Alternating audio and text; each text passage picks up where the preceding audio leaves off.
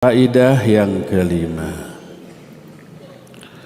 Itsbatu sifatil khalqi lillah fi qawlihi khalaqatu. Ayat ini memberi faidah tetapnya sifat menciptakan bagi Allah. Dari ayat wa ma khalaqtul jinna wal ins, tidaklah aku menciptakan jin dan manusia kecuali untuk ibadah.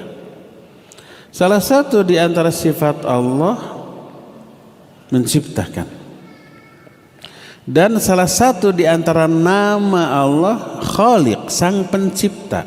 Innallaha huwa, tadi disebutkan innallaha khaliqu kulli syai'. Allah itu pencipta segala sesuatu. Tapi ada tapinya. Di dalam beberapa ayat, di antara Al-Mu'minun ayat 14, Allah menyatakan fatabarakallahu ahsanul khaliqin. Maha barokah Allah sebagai sebaik-baik pencipta.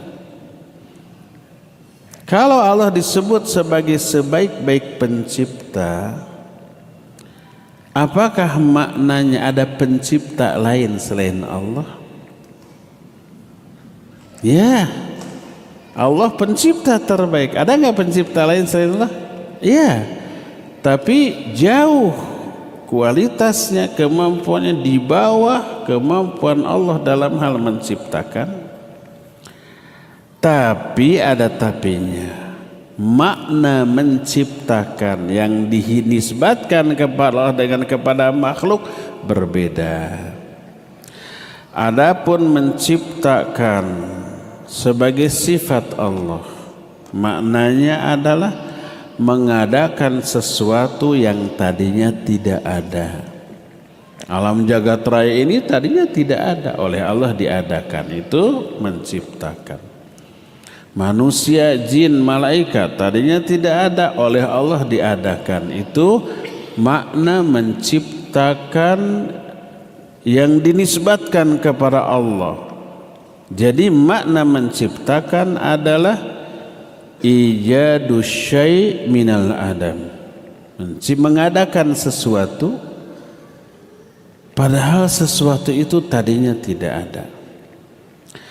Adapun kalau menciptakan ini ditujukan kepada makhluk, maka makhluk disebut menciptakan bukan berarti mengadakan yang tadinya tidak ada, tapi merubah sesuatu yang ada menjadi bentuk lain.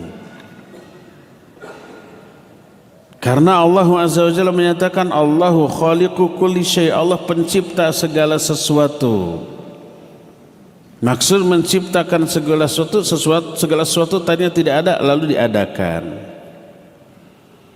Adapun makhluk, berkata muallif, fal makhluk hinama yakhluqu syai'a innama ya'khudhu hadha syai'a alladhi khalaqahu Allah Azza wa Jalla ibtida'an thumma ghayyarahu khalqan akhar aw syai'an akhar. Makhluk kalau disebut menciptakan sesuatu, maknanya adalah mengambil sesuatu yang oleh Allah sudah diciptakan lalu dibentuk menjadi bentuk yang lain. Seperti umpamanya manusia membuat kendaraan, bukan berarti menciptakan yang tadinya tidak ada menjadi ada, tapi kendaraan dibentuk dari benda-benda yang sudah Allah ciptakan, dari logam, dari plastik, dari apa lagi, karet, bannya kan, pentilnya juga dari karet, dari kain, kulit, jok-joknya juga kan itu dari kain, dari sudah ada bahan-bahan itu yang Allah ciptakan lalu dikreasikan, dibentuk menjadi bentuk lain oleh manusia. Itu yang pertama. Kedua, Allah lah yang memberi kemampuan dan menggerakkan orang untuk merubah sesuatu kepada sesuatu yang lain. Bangunan masjid, rumah, ini dibuat oleh manusia.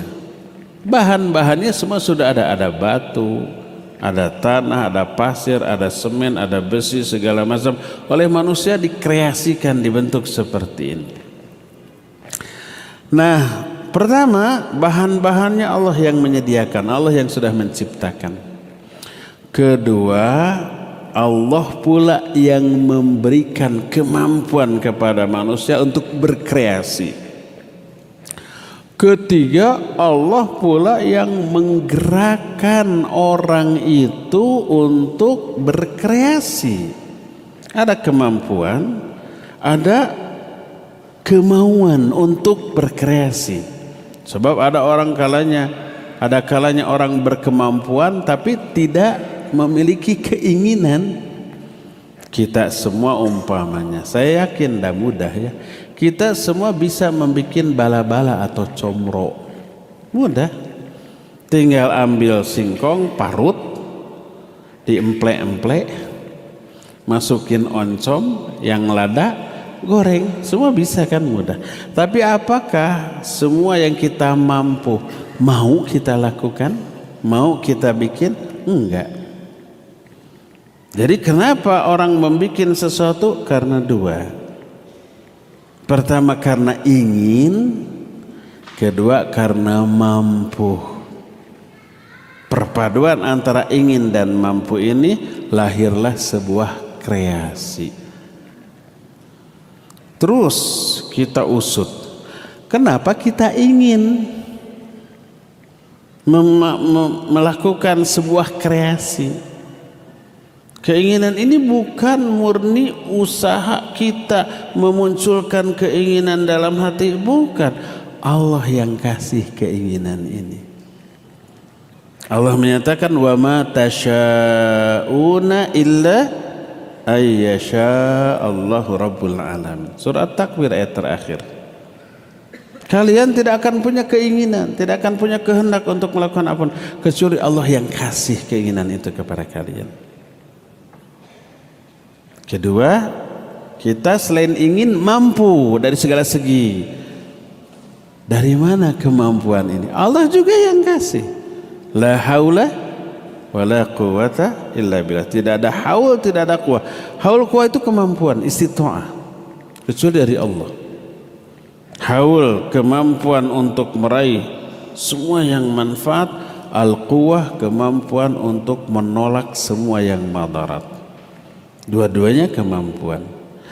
Yang ngasih keinginan Allah, yang ngasih kemampuan Allah, lahirlah kreasi. Karena itu tak heran bila perbuatan makhluk adalah ciptaan Allah. Makhluknya ciptaan Allah, perbuatan makhluknya juga ciptaan Allah. Karena makhluk berbuat, karena oleh Allah dikasih keinginan dan dikasih kemampuan. Karena keinginan dan kemampuan inilah lahir sebuah amalan atau sebuah kreasi. Tak heran kalau Allah menyatakan wallahu khalaqakum wa ma ta'malun. Allah yang menciptakan kalian dan menciptakan amalan-amalan kalian. Kita ciptaan Allah, amalan kita juga ciptaan Allah. Maka dalam salah satu hadis diriwayatkan oleh Imam Al-Hakim dalam kitab Al-Mustadraknya, sanad hadis ini sahih, berkata Rasul sallallahu alaihi wasallam, innallaha khaliqu kulli sani'in wa sun'atihi. Allah menciptakan pembuat dan apa yang dibuatnya. Pembuatnya adalah manusia. Apa yang dibuatnya hasil kreasi manusia. Dua-duanya ciptaan Allah. Manusianya ciptaan Allah, karya manusianya juga ciptaan Allah. Kok bisa Allah mengklaim perbuatan manusia sebagai ciptaan Allah? Karena manusia bisa berkreasi karena dua yang Allah berikan, keinginan dan kemampuan. dua-duanya dari Allah. Kalau nggak dikasih keinginan, nggak dikasih kemampuan atau salah satunya, nggak akan manusia itu berkreasi. Inilah faedah yang kelima.